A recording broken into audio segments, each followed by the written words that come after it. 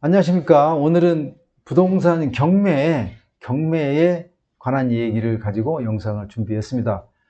요즘에 그 부동산 시장이 많이 위축되어 있습니다. 정부가 주식 시장에 집중하고 있는 그런 관계로 부동산 시장은 많이 위축이 되어 있는데요. 그래도 오히려 지금 같은 때가 저가 낙찰을 통해서 많은 물건이 나오기 때문에 저가 낙찰을 통해서 낮은 금액으로 내가 원하는 집이나 또 상가 또 수익형 부동산을 취득할 수 있는 그러한 기회가 될 수 있다고 봅니다. 오늘 부동산 경매 핵심 전략 5개 시작합니다. 일단 성공적인 경매 투자의 5개 포인트는 첫 번째가 이제 권리 분석이 되겠죠. 권리 분석, 또 주변 지역 실거래가, 명도 시나리오, 세금 대출 전략, 또 출구 전략 이렇게 되어 있는데, 부동산 경매는 단순히 낮은 가격으로 낙찰 받는다고 끝나는 것이 아니죠. 권리 분석도 해야 되고, 또 시세 파악도 해야 되고, 또 대출 후, 세금 후 수익률 계산도 해야 되고요. 또 출구 전략도 세워야 된다.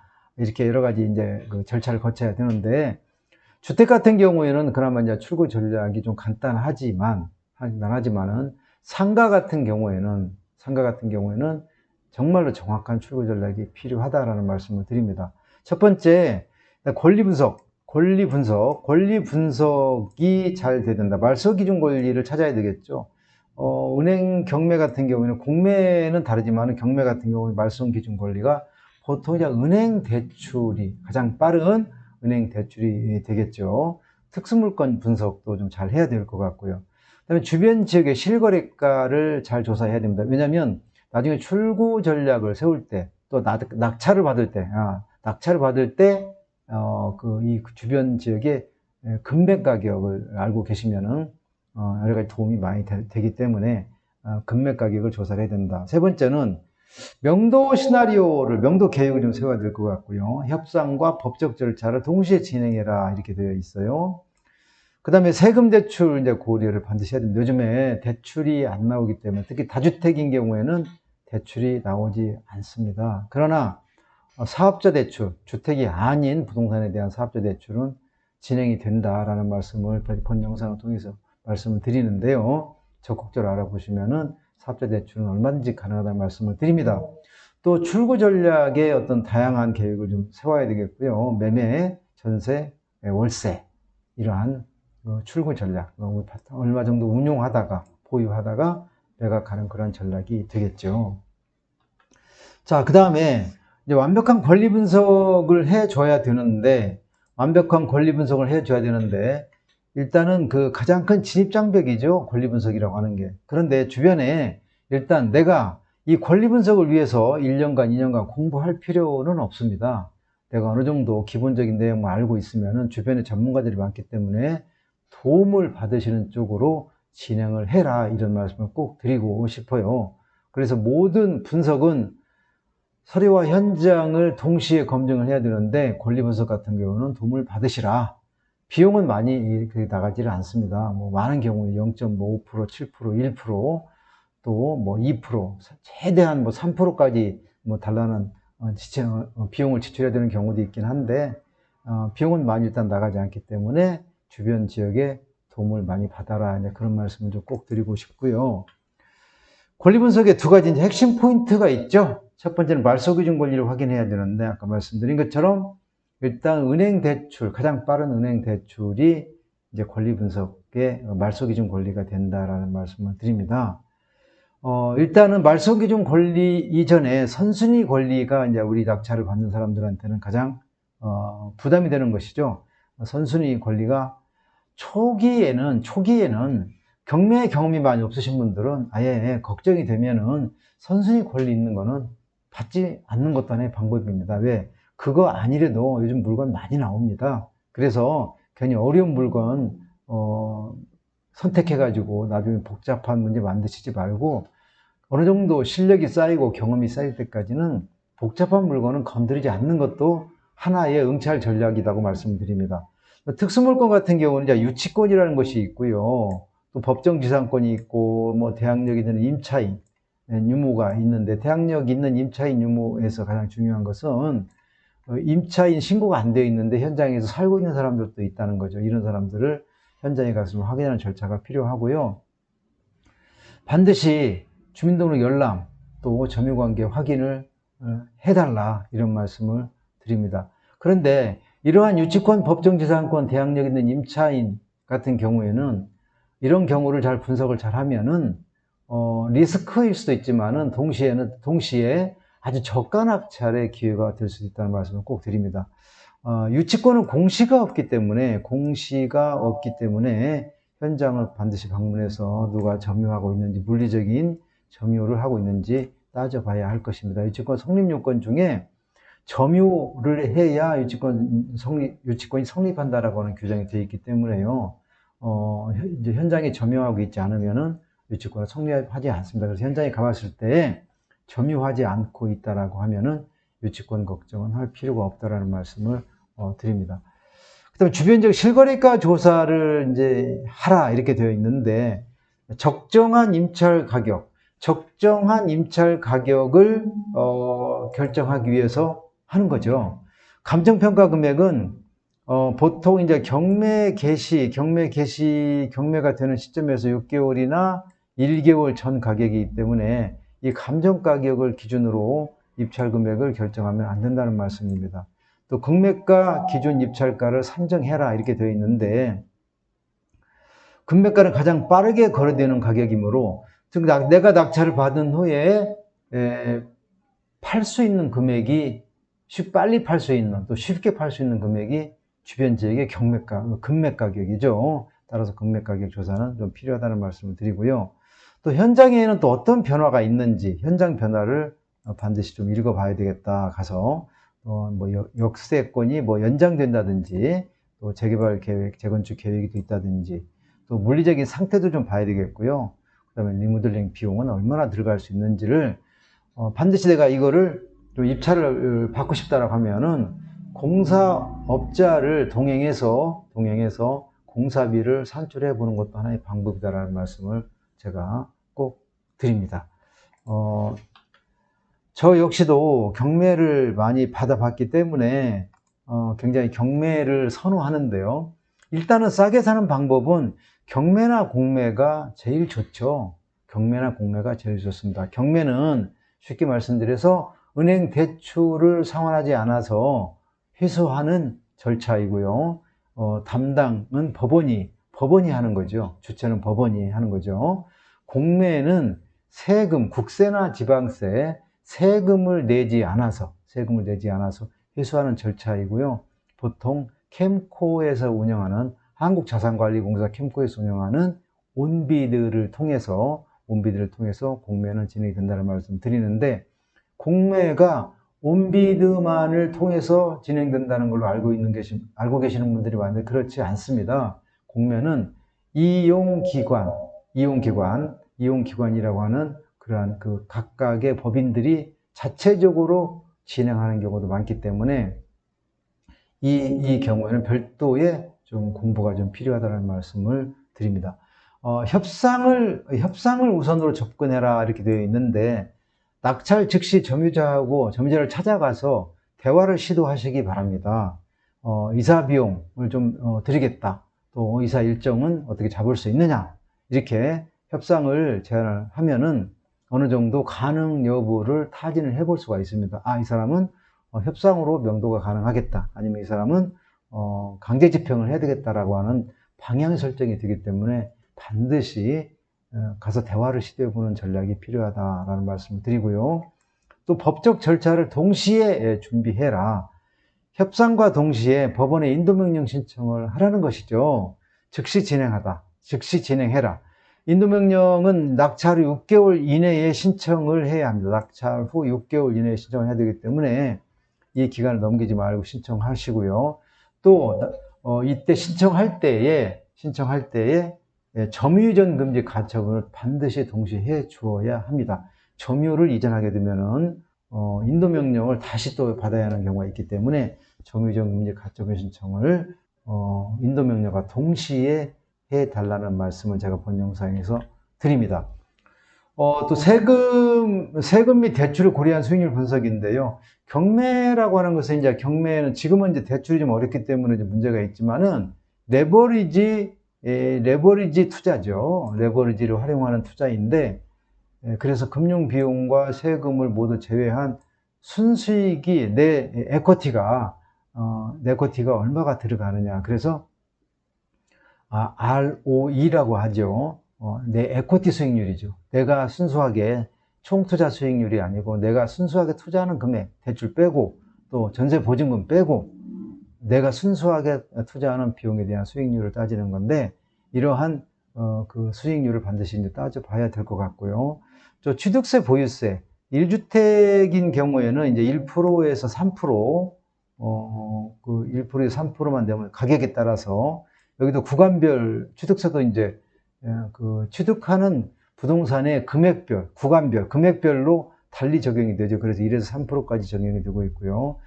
다주택인 경우는 2주택 이상인 경우는 최대 12%까지 취득세가 달라지기 때문에 잘 따져봐야 된다는 말씀을 좀 드립니다. 수익률에 많은 영향을 미치죠. 경락 잔금 대출도 사전에 확인해야 됩니다. 요즘같이 대출 규제가 심한 경우에는 반드시 잔금 대출 확인해야 되는데, 서울이나 수도권에 있는 금융기관을 활용하는 것도 좋은데요.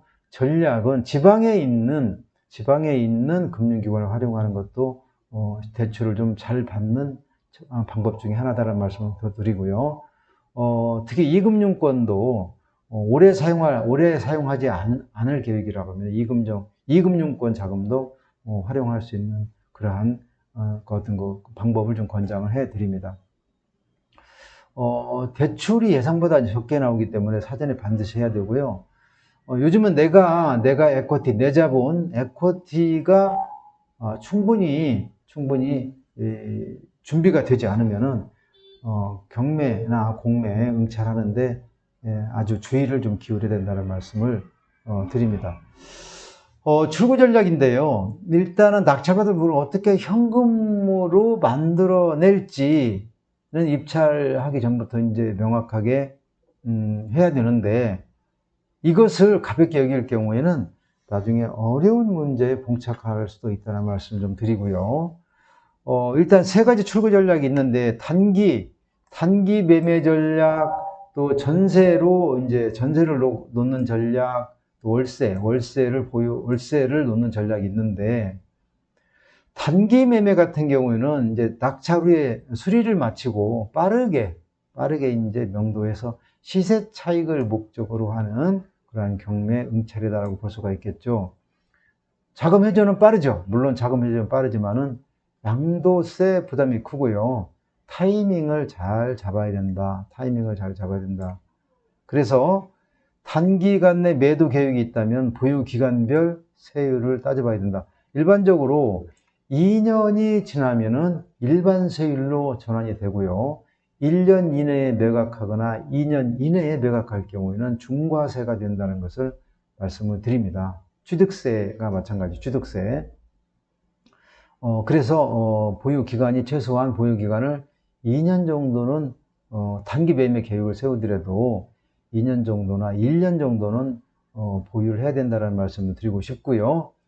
전세를 전환하는 경우는 갭 투자하고도 관련이 있는데, 요즘에는 갭 투자에 관한 내용은 좀 말씀드리기가 애매합니다. 왜냐하면 여기 대출도 안 되고 또 전세가율이 높지 않기 때문에 최소한의 인테리어를 한 후에 전세를 놓아서 투자 원금을 일부 회수를 하고, 여기는 대부분이라고 되어 있는데 이제 대부분보다는 일부라고 고치는 게 정확할 것 같습니다. 일부 회수하고 일정한 시간이 지나서 빠져나오는 그런 전략이라고 볼 수가 있습니다. 월세를 놓을 경우에는 역시 월세를 받고 있다가 적정한 때에 매각을 하는 그런 전략인데요. 공실 리스크가 있고요. 인플레이션 해지 효과가 있고, 자산 가치 상승, 나중에 자산 가치가 이제 상승할 경우에는 기대 차익을 여기서도 또 순수하게 시세 차익을 기대할 수 있는 그러한 투자 전략이 되겠습니다. 특히 이제 그 월세 보유를 전략으로 결정한 경우에는 공실률을 반드시 그 지역의 평균 공실률을 반드시 반영을 해서 수익률 분석을 해야 될 것 같습니다.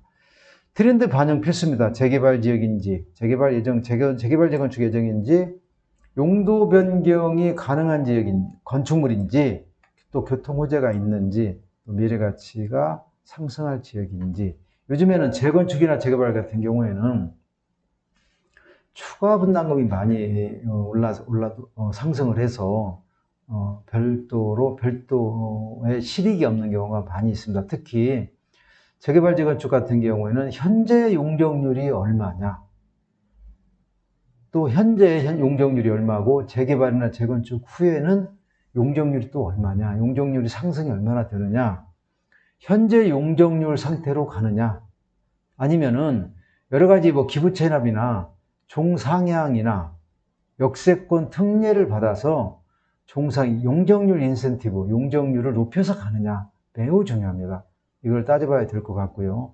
또 두 번째는 현재 조합원 숫자와 재개발이나 재건축 후에 완료 후에 전체 그 세대수를 따져봐야 될 것 같습니다. 그래서 현재 조합원이 많은 지역은 나중에 일반 분양분이 많이 안 나오기 때문에 조합원들의 추가 부담금이 높아질 수가 있다는 것을 반드시 알아야 됩니다. 따라서 재개발 재건축도 이제는 경매를 받을 때에는 신중을 기해야 된다는 말씀을 좀 드리고요. 예전보다는 더 많은 공부가 필요하다는 말씀을 덧붙여 드립니다. 경매에서 가장 위험한 것은 조급한 낙찰이죠. 조급한 낙찰인데, 그 철저한 분석이 되지 않았고, 또 내가 기대한 기대 수익률에 미치지 못할 경우에는 낙찰을 과감히 포기하자. 물건은 많이 있다. 여기저기 내가 찾는 물건, 내가 응찰할 수 있는 물건은 많이 있다라는 말씀을 좀 드립니다. 권리 분석 잘 해야 될 것 같고요. 특히 권리 분석할 때 내가 공부를 해서 내가 완벽하게 분석하려고 덤비실 필요는 없다. 주변에 전문가를 좀 활용하자. 두 번째는 현장에는 반드시 가보자. 또 현장에 갔을 때는 그 지역의 금매가가 얼마 정도 형성이 되어 있느냐, 내가 낙찰 받으려고 하는 물건과 비슷한 부동산의 금매가를 알아서 그 금매가 나중에 매각할 때 도움을 받을 수 있기 때문에 그 금매가를 참고해서 낙찰가를 결정하자. 또 명도 준비, 협상과 법적 절차를 동시에 진행하자. 그런 얘기고요. 수익률도 세금 대출 제외 순수한 수익률을 좀 따져보자. 또 수익률 따질 때는 공실률도 반드시 반영을 시키자. 그런 얘기고요. 출고 전략입니다. 출구 전략, 매매로 할 거냐, 전세로 할 거냐, 월세를 놓을 거냐, 이런 출구 전략을 반드시 생각해 봐야겠습니다. 주택 같은 경우에는 출구 전략이 그렇게 어렵지가 않은데, 상가 같은 경우에는 출구 전략이 굉장히 중요합니다. 상가는 대부분 임대를 내가 놓을 것이냐, 아니면 내가 우리 아들이 군대 갔다 와서 또는 제대 전역을 해서 내지는 창업을 좀 하고 싶다 해서 직접 보유하면서 뭔가를 직영 운영한다고 하면 상관이 없지만은, 임대를 놓을 경우에는 이제 임대 시세를 또 조사해서 봐야 될 것 같고요. 특히 내가 낙찰 받고자 하는 상가에서 무엇을 할 것인가, 물론 이제 어디에 있는 물건을 낙찰 받을 것인가도 중요하지만은 더 중요한 것은 이것을 낙찰 받아서 어떤 찌개를 끓일 것인가, 그 레시피를 만들어야 됩니다. 어떤 음식을 만들 것인가, 이걸 어떻게 가공할 것인가, 어떻게 조리를 할 것인가, 어떤 상품으로 만들 것인가를 결정을 해야 됩니다. 이러한 결정 없이 단순하게 임대만 준다고 상가를 낙찰받는 것도 바람직하지 않다는 말씀 좀 드리고요. 저는 그 30년 가까이 이 상가 레시피, 상가를 가공해서 수익형 부동산, 저가 낙찰을 받아서 수익형으로 만드는 일을 오랫동안 해왔고요. 아시는 분들은 아시겠지만은 코쿤 시리즈, 우리 네이버에서 검색을 해보면 코쿤 시리즈를 라는 브랜드, 코쿤이라는 브랜드를 가지고 현재 100여 개의 근린 생활시설, 상가, 주택 이런 것들을 수익형 부동산으로 만들어서 현재 운영을 하고 있다는 말씀 드리고요. 특히 요즘에는 공유 숙박, 게스트하우스와 같은 게스트하우스나 호스텔 같은 공유 숙박 창업, 공유 숙박에 투자하시고자 하는 분들을 많이 도와드리고 있고요. 또 이분들을 위해서 낙찰, 경매나 공매 낙찰도 도와드리고 있습니다. 특히 요즘에는 외국인들이 많이 오기 때문에 공유 숙박을 위한 상가를 저가에 낙찰 받는 것도 하나의 투자, 굉장히 타이밍에 맞는 투자 전략이라는 말씀을 드립니다. 아무튼 본 영상에서는 이제 경매 낙찰 전략 5가지를 살펴보았고요. 이 영상은 이제 말씀드릴 것은 다 말씀드렸는데 나가시기 전에 구독과 좋아요 꼭 좀 눌러주시고 맞춰주시면 감사하겠습니다. 다음 영상에서 다시 뵙도록 하겠습니다.